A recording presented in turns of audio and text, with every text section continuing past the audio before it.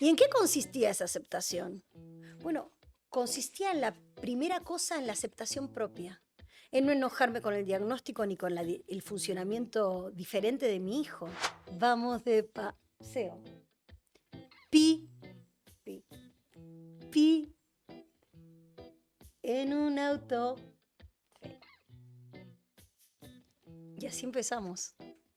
No podía dejar de mirarme, no podía dejar de reírse, de hacerme así con la naricita y de decir, va. Y ahí ya teníamos el primer fruto de que sea fácil y divertido, de que lo que le pida sea lo que me podía dar, que era una sílaba, y empezaba la comunicación efectiva que lo hacía sentir conectado con su mamá.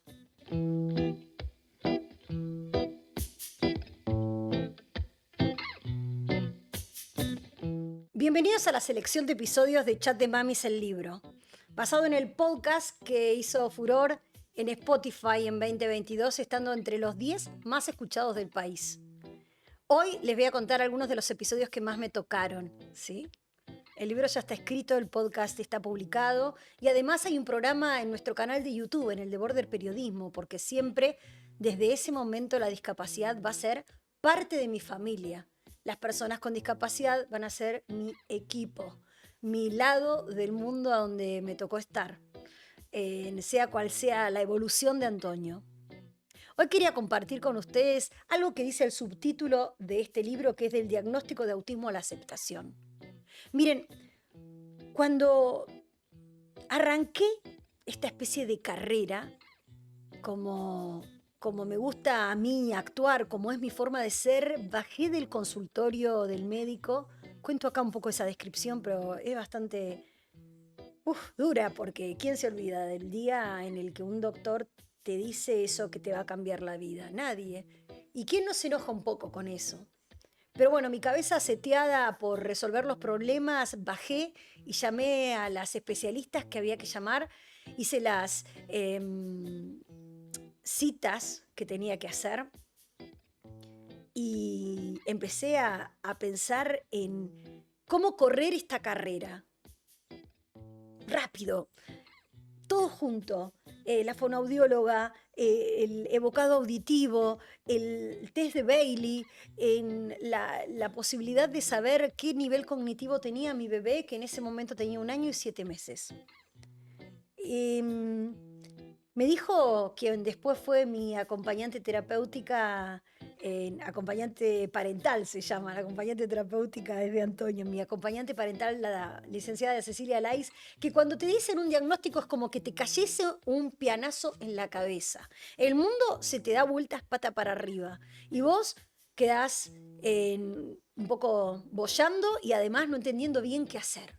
Bueno, yo quería hacer, pensando que de alguna manera esa batalla era, o esa carrera era de 100 metros, que no era una maratón, y que esa carrera era contra el autismo. Les cuento que al principio casi que cuando lo hice público, tuve momentos en los que dije, pero ¿y si esto pasa? ¿Y si Antonio se cura o sale del espectro, como había conocido casos que habían pasado? Y yo estoy estigmatizándolo. Fueron momentos en los que creía que yo iba a poder, como que era un tema mío de ponerle garra y huevos. Y dije, bueno, a mi juego me llamaron y ahí estaba, con mi hijo que no me miraba, con las terapias que estaba aprendiendo de qué se trataba cada una, con los enojos por no terminar de encontrar resultados cuando yo creía que tenía que encontrarlos, y con ese apuro porque finalmente algo funcione.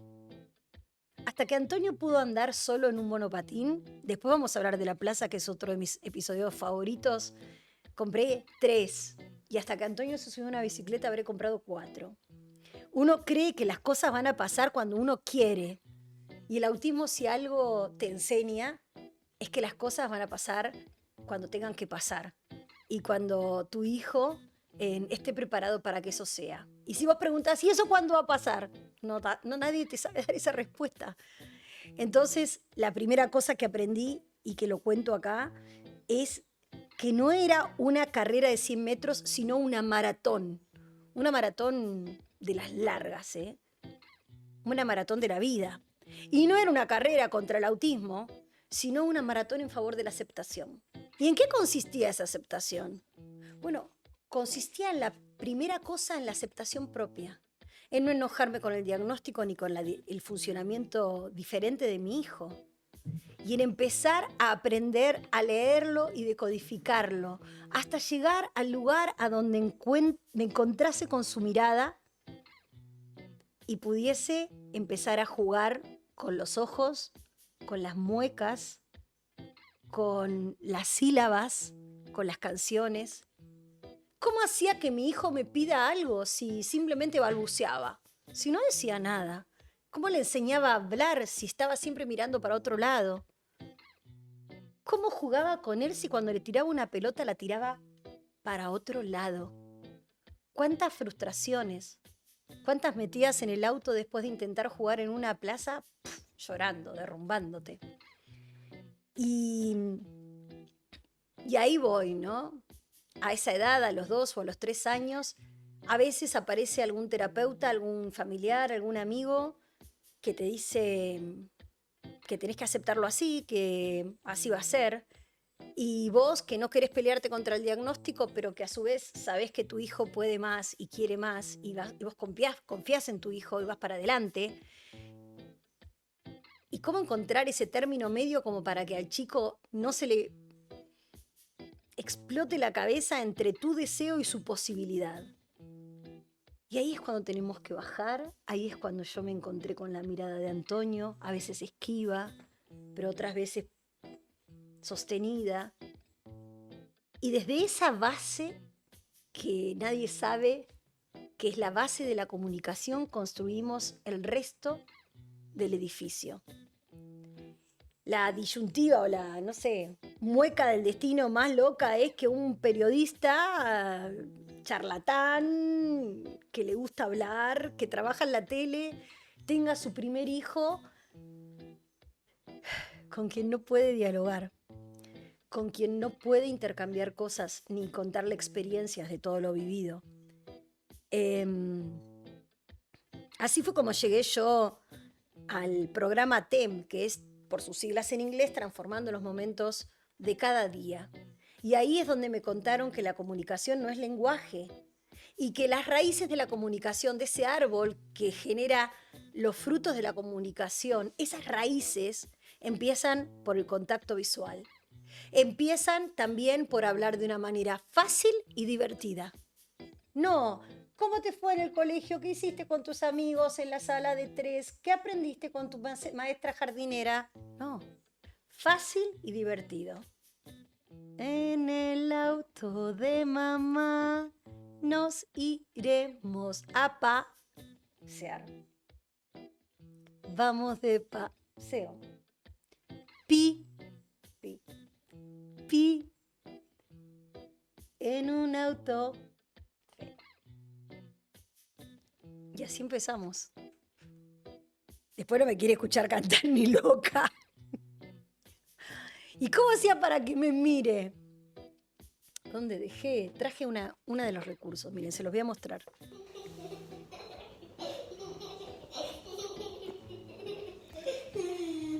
Los recursos del inicio de Alexia Ratazzi en ese taller TEM que se da en la Fundación Panacea eran: ¿cómo hago? Decíamos con los otros padres de todos lugares del país, porque era gratuito, y también de Bolivia, había gente de Uruguay, ¿cómo hago para que mi hijo me pida el agua?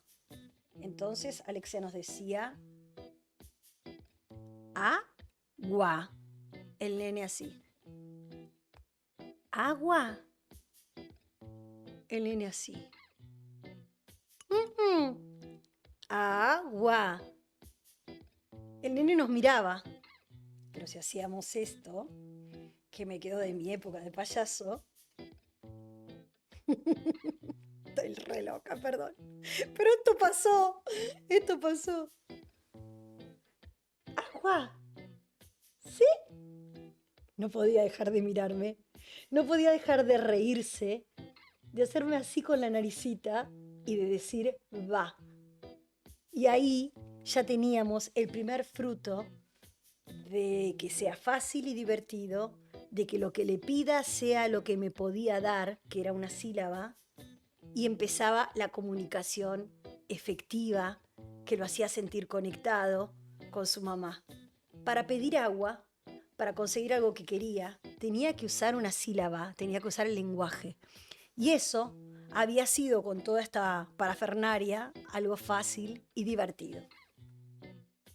Y vos decís, Alexia, que si yo practico y practico y es fácil y divertido y juego con él, algún día él va a jugar con un compañerito, le decía yo.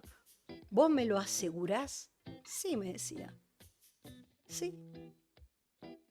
Y,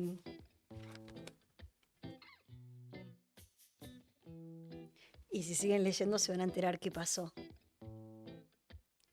Pero esa construcción que empezó desde los cimientos de los cuales les estoy hablando ahora, tuvo un montón de condimentos, un montón de información, que no vino alguien y me la leyó, ¿eh?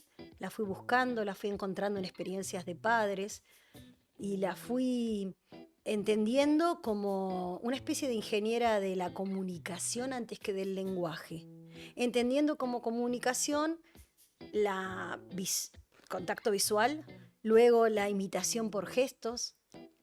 Una vez le dije también a Alexia en ese momento, yo no toleraría tener un hijo que no sea empático. Eran todos los miedos que tenía. ¿Cómo va a ser ese chico con autismo?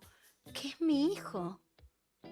¿Qué tanto va a poder absorber de lo que yo le enseñe? ¿Qué tanto voy a poder transmitirle si ese era mi sueño de madre?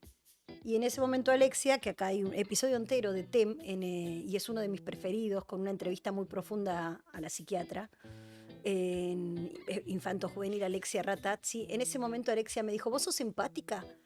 Y yo creo que sí, a veces me zarpo de pensar en los demás o de querer ayudar a gente que no conozco. Dijo, tu hijo va a ser empático. Y eso me hizo un clic. Y empecé a buscar desde ese momento ser la misma madre con más esfuerzo que hubiese sido de un chico neurotípico. Nunca me corté en decirle a mi hijo las cosas que quería transmitirle al hijo que soñé. Sencillamente que las tenía que traducir, lo tenía que esperar, las tenía que dibujar, le tenía que sacar fotos. El edificio tenía que empezar a construirse y eso es mucho esfuerzo. Es el trabajo de un albañil, no de un periodista, ¿no? Es el trabajo de una cuadrilla de albañiles, no de una mamá. Por eso, en este tipo de casos, siempre hablamos de crianzas compartidas y el cuidador principal debe encontrar una red de apoyo. A veces esa red de apoyo es muy fácil porque vos haces así y tenés familiares que están aceptando todo y comprometiéndose con el asunto. Y otras veces no, la gente tiene su vida, hace sus cosas, no acepta el diagnóstico y vos te encontrás más solo que nadie. En un ambiente nuevo, entendiendo un poco y otro poco no. Teniendo que tomar decisiones sobre tu vida personal y pensando si alguna vez vas a poder recuperar esa especie de normalidad en la que viviste hasta los 41 años. Pero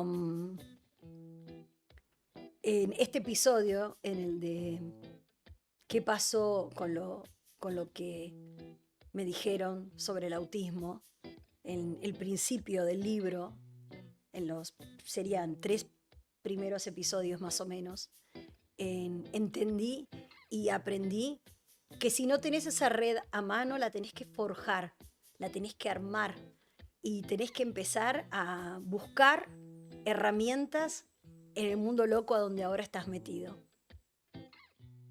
Aceptación, abrazo al autismo y a la discapacidad, saber que cambiaste de equipo o que la vida te cambió de equipo, que ya no estás ahí con los que pueden dejar a sus chicos corretear solos y jugar al fútbol sin que estén mirando con 4 ojos. Y no enojarte con eso, la vida se hace más chiquita y, y en ese pequeño espacio es donde vos podés regar ese árbol, hacer construir ese edificio para que después puedan salirle ramas o frutos si es un árbol, o puedan abrirse ventanas si es un edificio. Es un poco el primer aprendizaje de lo poco y del inicio de la ingeniería de la comunicación, que no es lo mismo que el lenguaje, que para una periodista era más difícil de entender, pero que da frutos. Este fue mi primer elegido de Chat de Mamis, el libro. Saben que lo pueden encontrar en librerías y además pueden encontrar en Spotify las cosas de las que les estoy hablando, en el Chat de Mamis podcast y en YouTube, en Border Periodismo. Se meten en listas y se fijan en el programa Chat de Mamis. Nos vemos la próxima. Gracias por estar ahí. Y acuérdense que el dolor compartido duele menos.